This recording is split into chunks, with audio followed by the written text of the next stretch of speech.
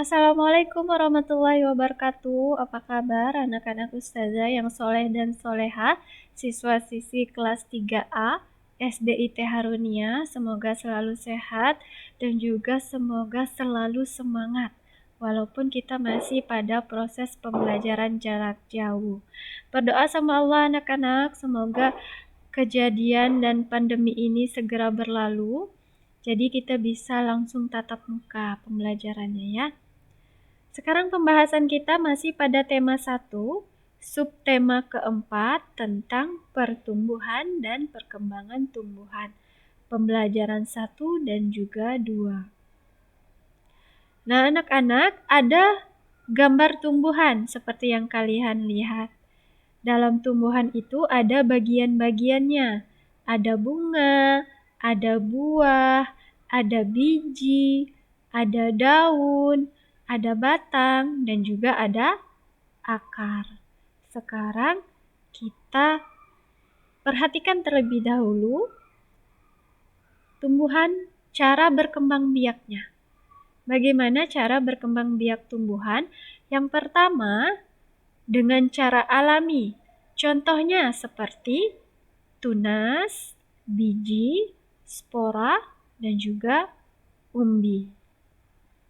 Kalau secara buatan, contohnya dengan cara stek ataupun mencangkok. Selanjutnya yang lebih dalam kita pelajari dari bagian-bagian tumbuhan itu adalah daun anak-anak ya. Bagian-bagian daun, nah yang pertama adalah daun lengkap. Kenapa disebut daun lengkap? Karena daun ini memiliki 3 bagian, yaitu ada pelepah daun, ada tangkai daun, dan juga ada helai daun. Selanjutnya ada daun yang tidak lengkap. Mengapa disebut tidak lengkap? Karena dia hanya memiliki 2 bagian atau 1 bagian dari daun. Nah, seperti kalian lihat ini pada daun mangga.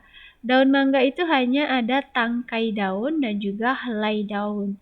Maka dia disebut daun tidak lengkap. Berdasarkan jumlah helai daunnya, daun itu dibagi menjadi 2. Ada daun tunggal, ada daun majemuk. Daun tunggal itu berarti hanya memiliki 1 helai daun.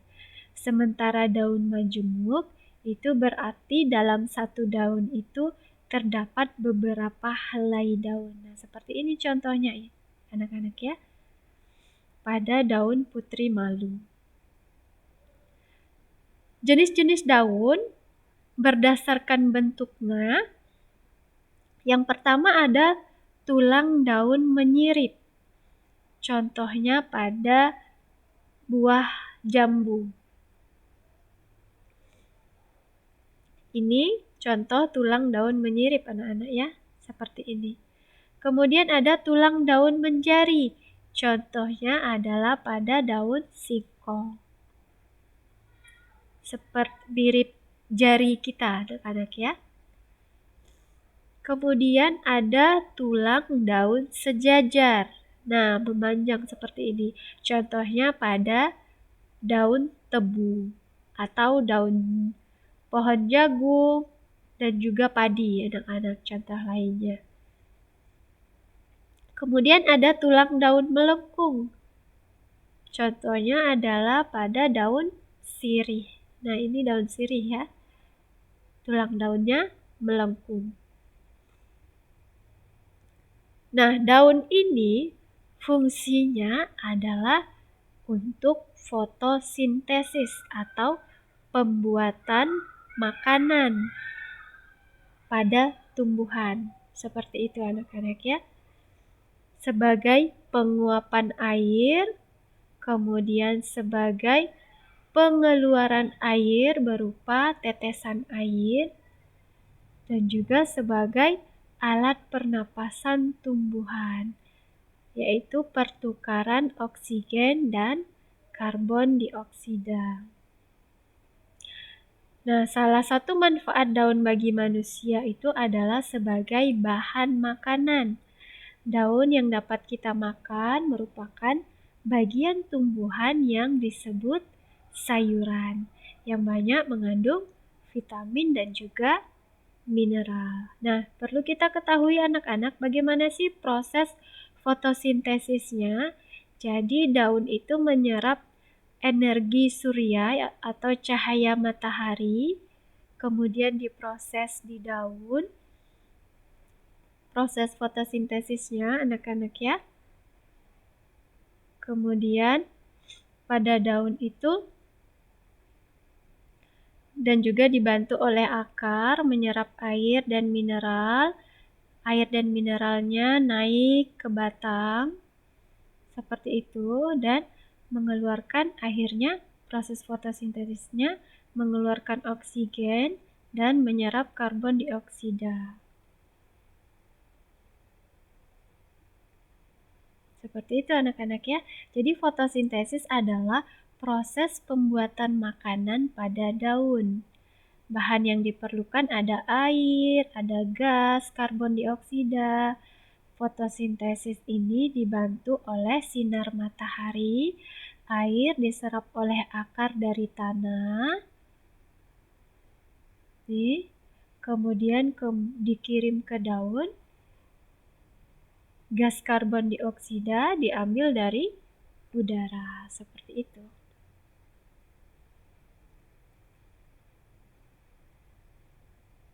Nah, jadi anak-anak, Allah itu telah menciptakan makhluk hidup dengan sempurna. Daun pada tumbuhan memiliki banyak manfaat. Selain sebagai bahan pangan dan penghasil oksigen, daun juga dapat dimanfaatkan untuk kerajinan mosaik yang indah. Jadi sebagai anak soleh kita harus menjaga kelestarian tumbuhan agar keberlangsungan hidup terus berjalan. Misalnya dengan cara tidak sembarangan memetik daun yang ada di tanaman dan menanam tanaman. Nah, anak-anak, Allah Subhanahu wa taala berfirman di dalam Quran surah Asy-Syu'ara, dan apakah mereka tidak memperhatikan bumi? Betapa banyak kami tumbuhkan di bumi itu berbagai macam pasangan tumbuh-tumbuhan yang baik. Sungguh, pada yang demikian itu terdapat tanda kebesaran Allah, tetapi kebanyakan mereka tidak beriman. Nah, berdasarkan Quran surah Asy-Syu'ara ayat 7 dan 8 ini, Allah itu telah menciptakan alam semesta dengan sempurna. Sebagai anak soleh, kita harus menjaga kelestarian alam sebagai rasa syukur kepada Allah Subhanahu wa taala. Selanjutnya, yang akan kita pelajari, kita perlu mengenal biji dan juga tunas. Jadi, tidak semua bunga akan menjadi buah dan biji. Biji akan terbentuk jika terjadi penyerbukan. Apa itu penyerbukan? Penyerbukan adalah peristiwa jatuhnya serbuk sari di atas kepala putih. Nah, anak-anak, di sini kalian lihat adalah bagian-bagian dari biji. Bagian-bagian dari biji itu ada 3 anak-anak ya. Ada embrio, calon tumbuhan baru di sini. Nah, ini di sini. Kalau biji kita belah itu di dalamnya ada embrio, calon tumbuhan baru, kemudian ada yang namanya keping biji atau cadangan makanan untuk tumbuhan baru. Nah, ini yang berwarna kuning. Kemudian ada kulit biji. Kulit biji ini untuk melindungi biji. Seperti itu anak-anak ya.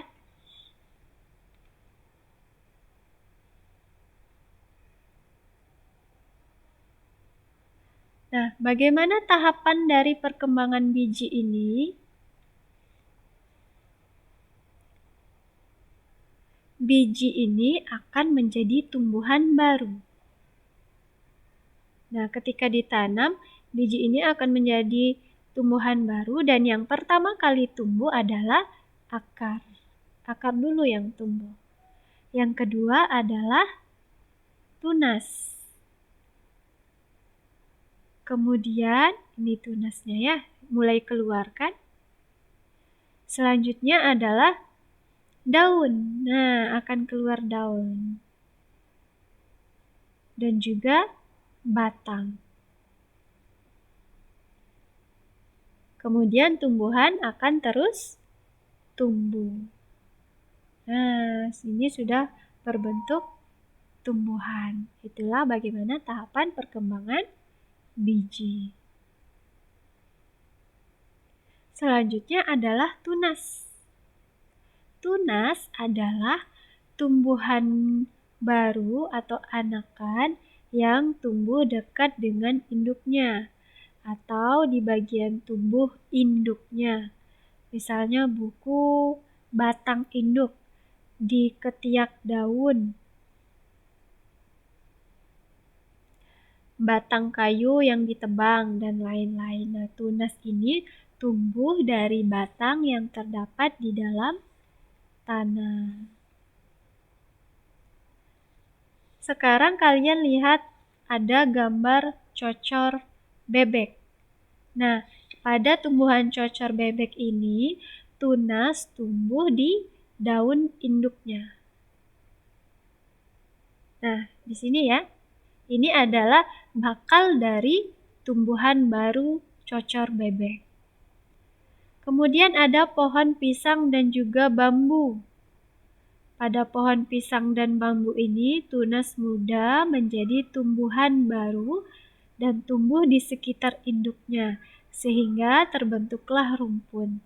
Tunas tidak tergantung pada induknya. Nah, ini ya, ini merupakan anak dari buah pisang. Dan ini adalah anak dari pohon bambu. Terima kasih anak-anak sudah menyimak pembahasan Ustazah hari ini.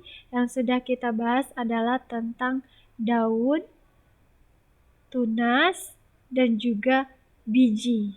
Seperti itu ya. Semoga kalian bisa mengerti dan bisa dipahami. Buka-buka lagi buku tematiknya. Insya Allah kalian akan lebih paham apa yang Ustazah sampaikan di video kali ini. Tetap selalu semangat untuk belajar, semangat untuk beribadah, semangat untuk melakukan hal-hal baik di rumah anak-anak ya. Terima kasih. Assalamualaikum warahmatullahi wabarakatuh.